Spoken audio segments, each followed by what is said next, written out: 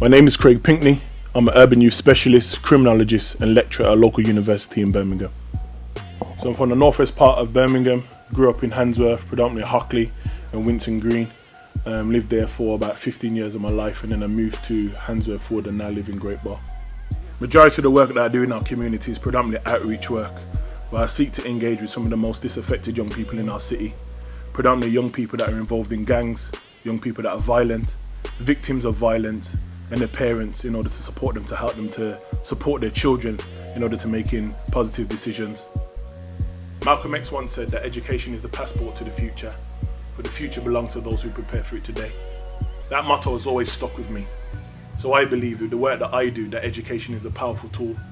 Sometimes working in our community, when you're working with young people that are involved in violence, young people that are hard-headed, young people that don't want to go to school, young people that don't want to educate themselves or don't want to do nothing, I believe that education is powerful. So powerful that you can get a young person, young man, a mother, a father to think differently.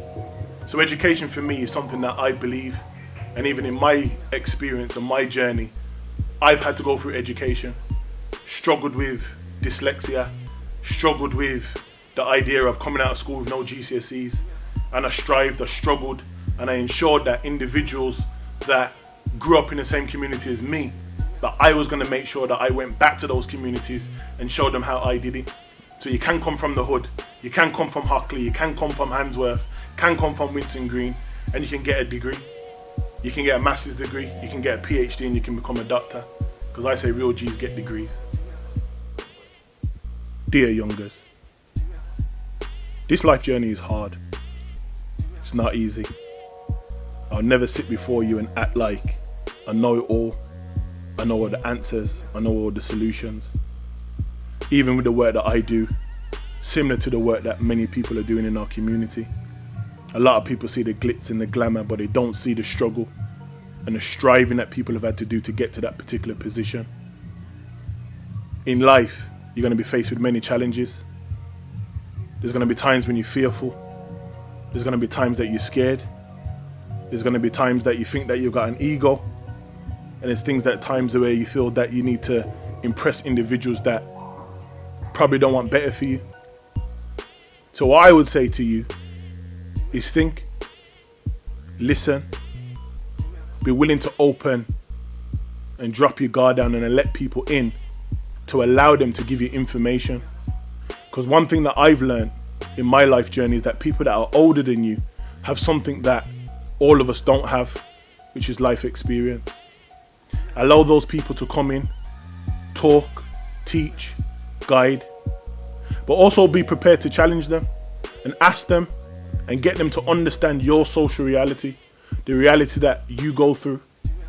Some of the elders may talk about experiences when they were growing up and the issues and the battles and the challenges that they went through.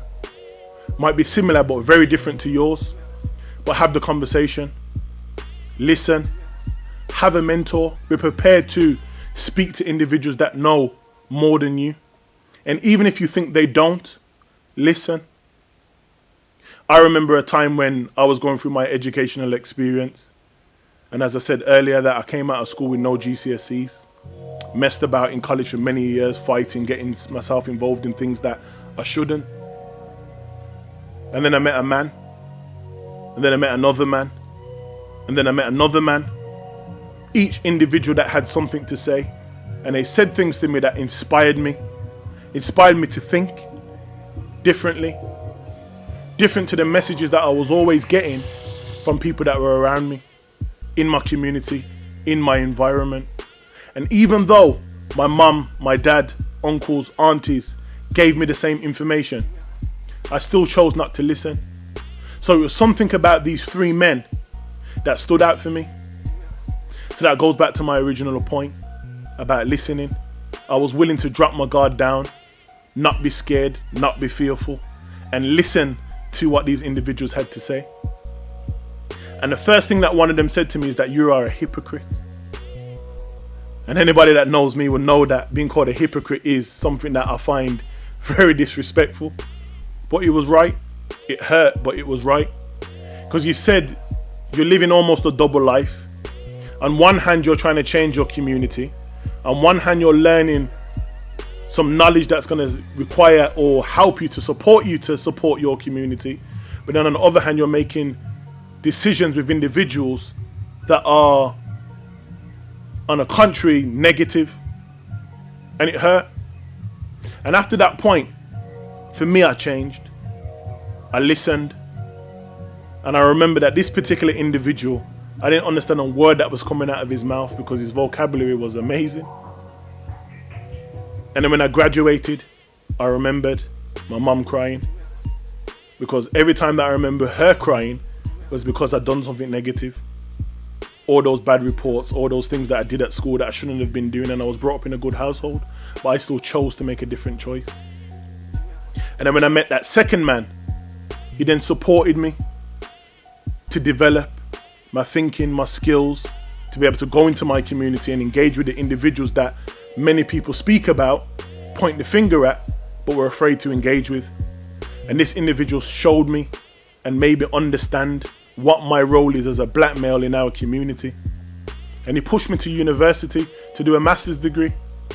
Now for me, that was the most difficult thing that I've ever come across. Why?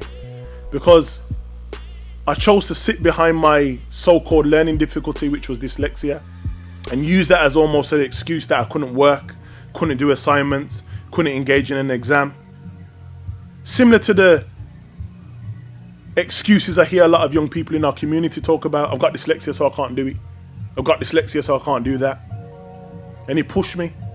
And I remember one night when it really got tense and I offered him £2,000 to do my final assignment, which was the dissertation. He said, no, because you're going to do it. And I remember nights after that, I remember losing sleep. Days, nights, losing sleep. I remember going to work, coming from work, eating, saying bye to my family, and then catching the last bus, and then going back home at 7 o'clock in the morning, doing that every day because I told myself that I needed to strive, I needed to struggle, and I needed to sacrifice. So if many of you are looking at me or you see me as an individual that is important, relevant, beneficial to our community, this is to help you understand how I got here. I didn't just wake up one morning and was able to walk around the area and engage with the individuals that are possibly the most negative in our community. It was a process of sitting down amongst the feet of individuals that in my world are scholars, individuals that know way more than us, might not have street credibility, but know a lot. Sitting down with individuals, male and female, that had skills and knowledge that they was able to transfer to me, that I was able to transfer to young people in our community.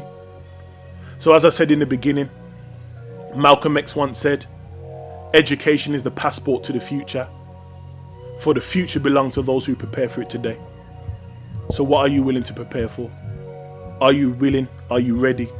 Are you really ready to sacrifice? Because I did, and so many others did. Younger.